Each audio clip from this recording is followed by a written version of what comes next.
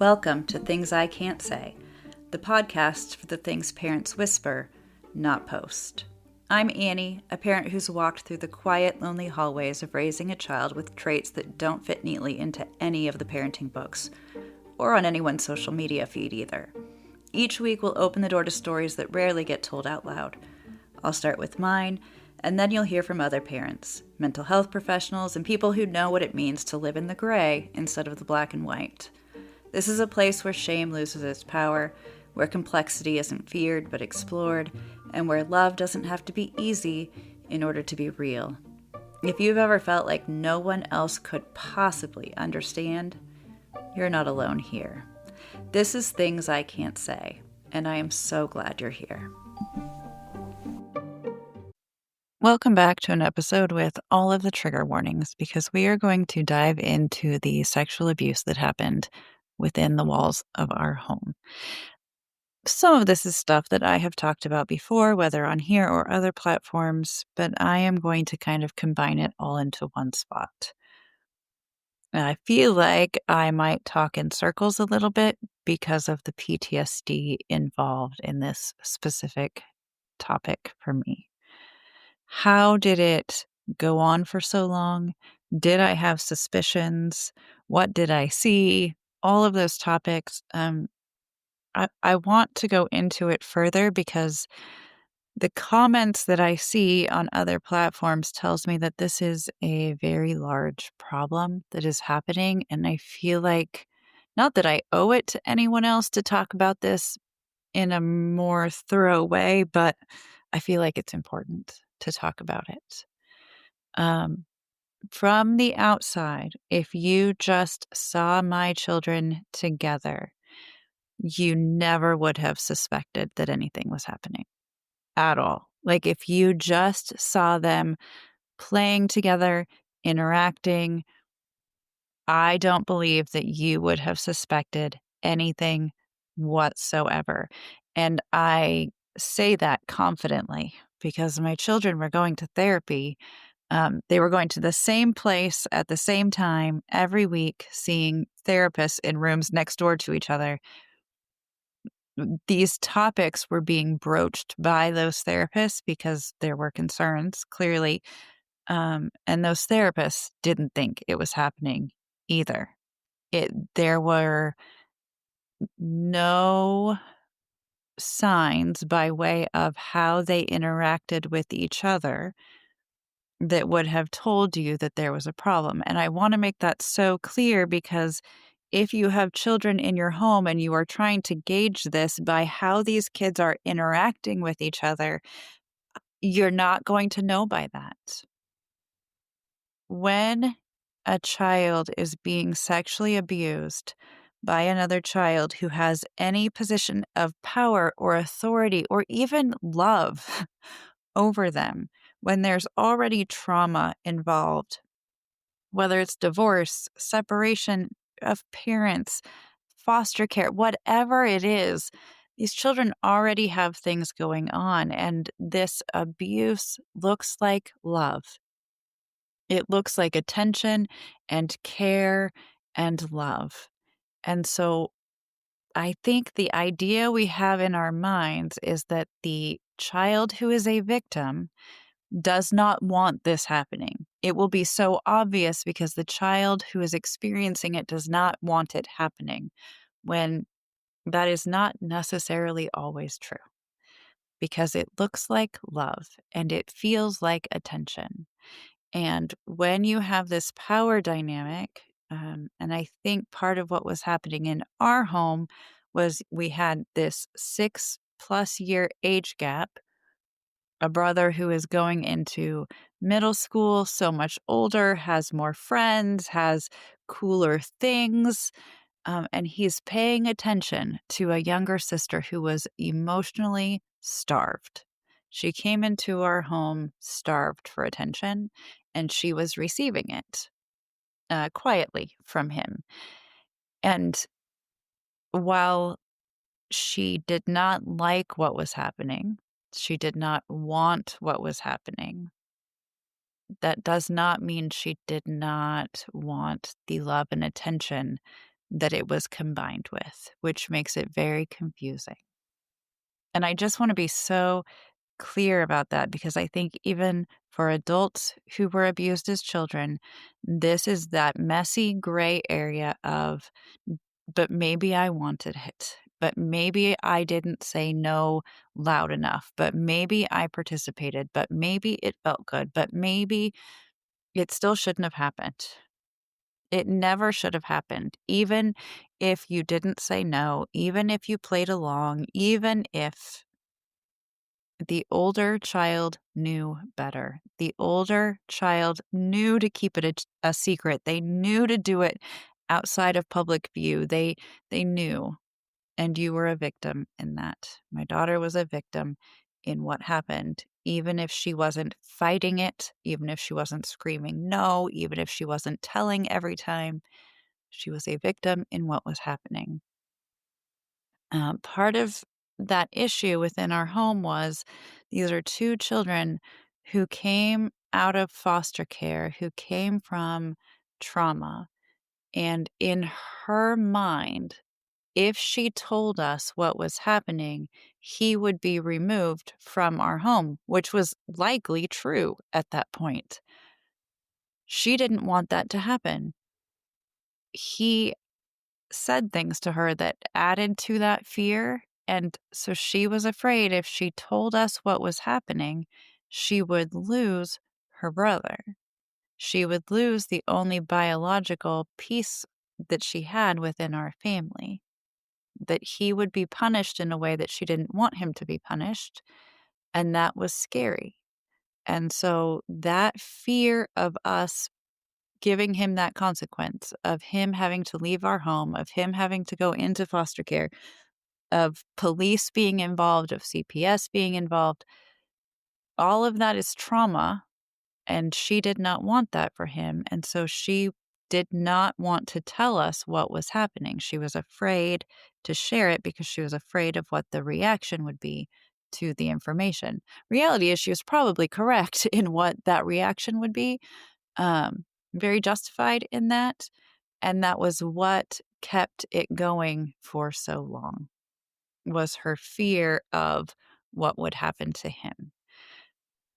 Did I see signs? Absolutely, I saw signs. I saw things in him that concerned me.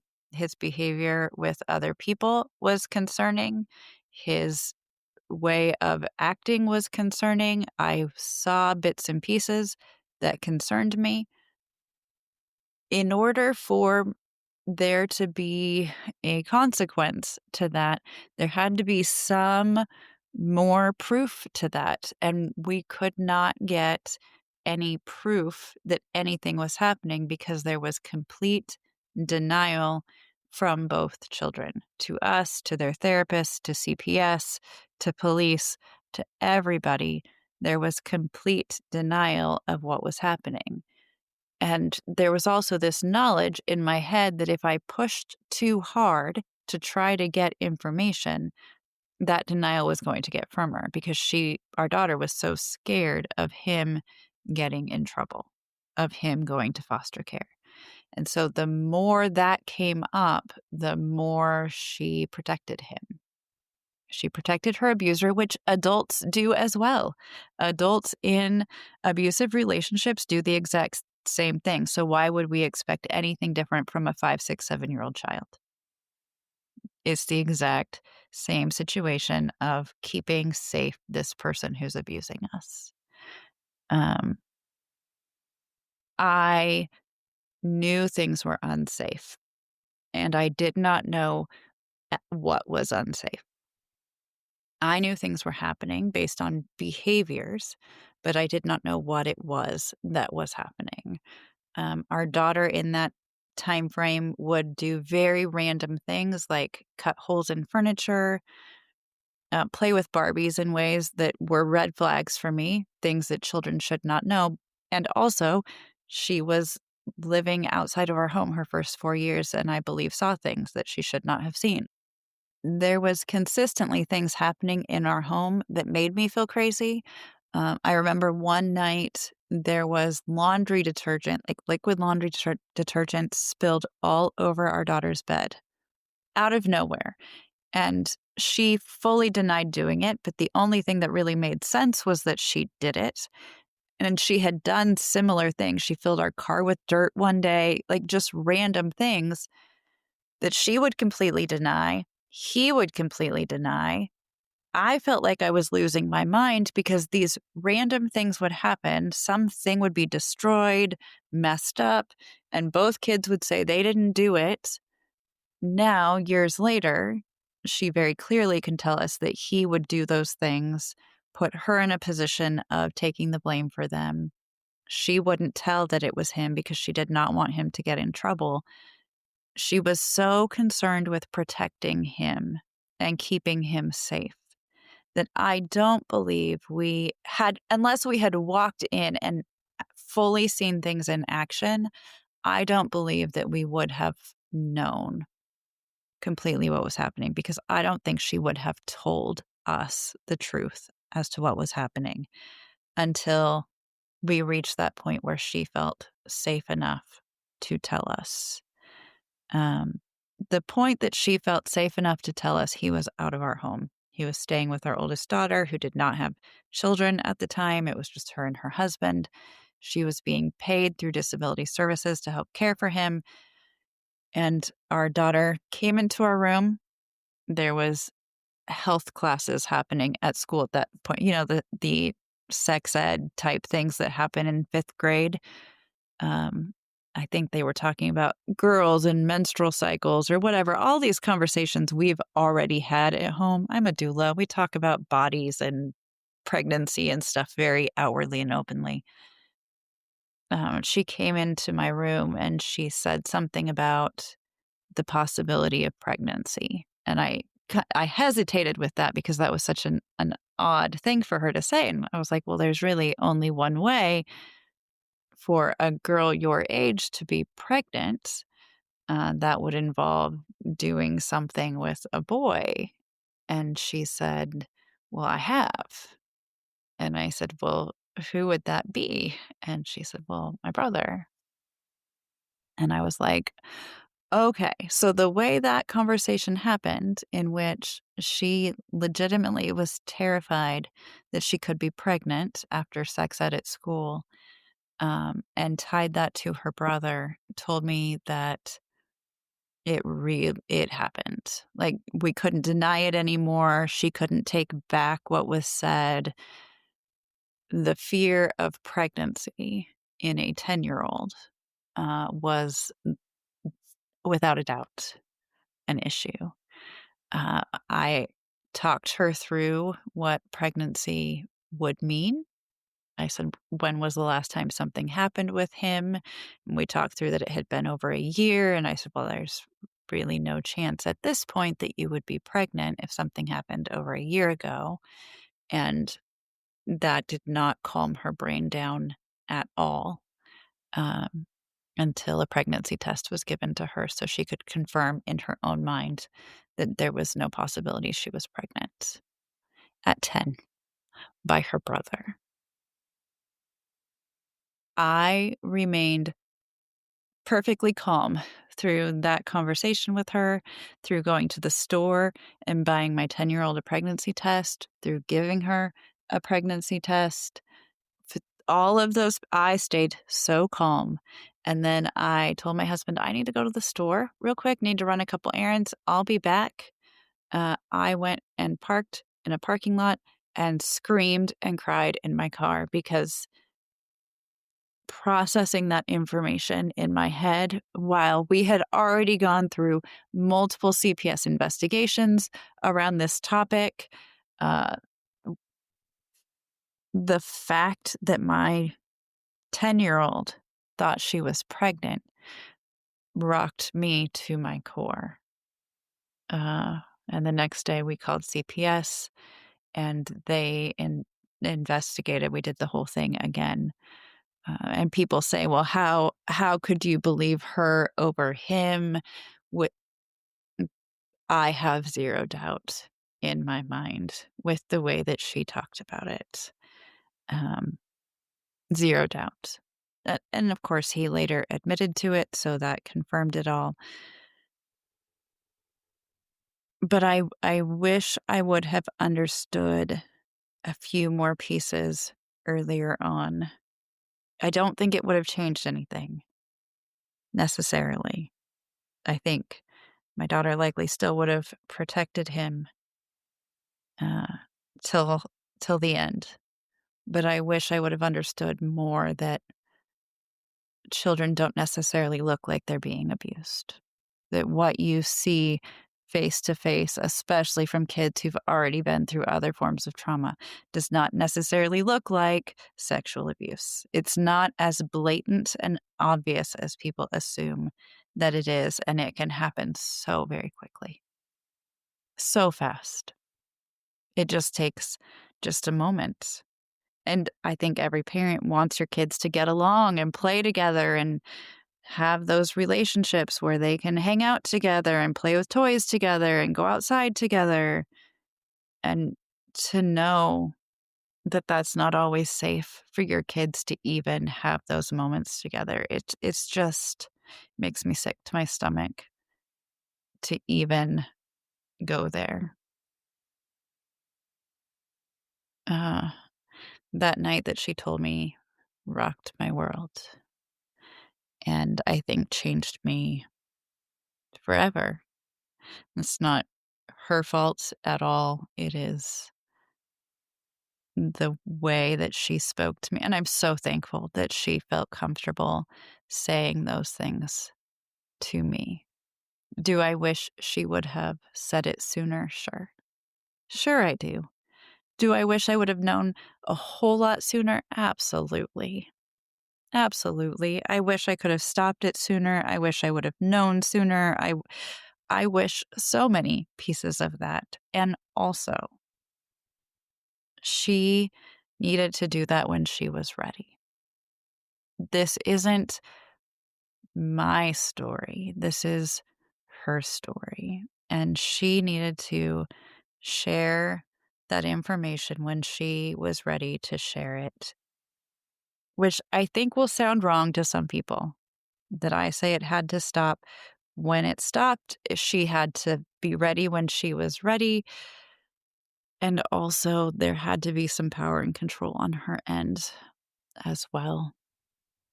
I don't know. I think about those days and I still can't believe that this is our family that I'm talking about. Like that we lived this and that so many other families are living this. But when you hear it, please know that it's true. Know that it's true. And it takes so little for these things to happen within a home. If somebody tells you that their brother or their sister harmed them, believe them. Just believe them. If your child tells you that someone hurt them, please just listen to them. Just listen. You don't need to question them, just listen because they're telling you for a reason. Do I think that we can stop our children from being hurt? No. I don't think there is a way to watch our children close enough and prevent it from happening. I don't believe that that will ever be an option. You cannot hover around your children 24 hours a day. You will always have to go to the bathroom or go to work or go to sleep. Like, there will always be opportunity for things to happen. What matters the most is that your children can come to you and talk to you, that you are a safe space for your kids to come and share with you.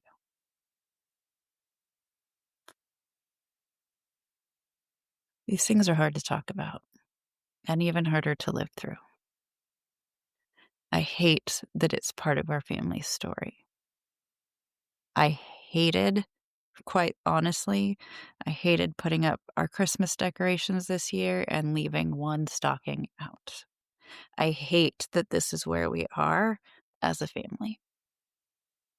And also, I will do anything within my power to protect my daughter's healing and safety and security, even if it really hurts me as a mom to have to choose between children in order to do that. It's ugly. It's all ugly and messy, and I don't like being here, but here we are. And we keep going because we're parents and we don't have a choice. Anyway, heavy. This is all a really heavy topic, but it's an important topic because it's happening far too often. Take care of you. You can email me if you have comments or things you think I should talk about more. I'd love to hear from you. Have a good day. Thanks for being here, listening, feeling, and sitting with the hard stuff. If you've ever whispered a story like mine, I'd love to hear from you. You can leave me a message at mombehindthescenes.com because every story told gives someone else permission to share theirs. This is Things I Can't Say, the podcast for things you whisper, not post. Until next time, take care of yourself.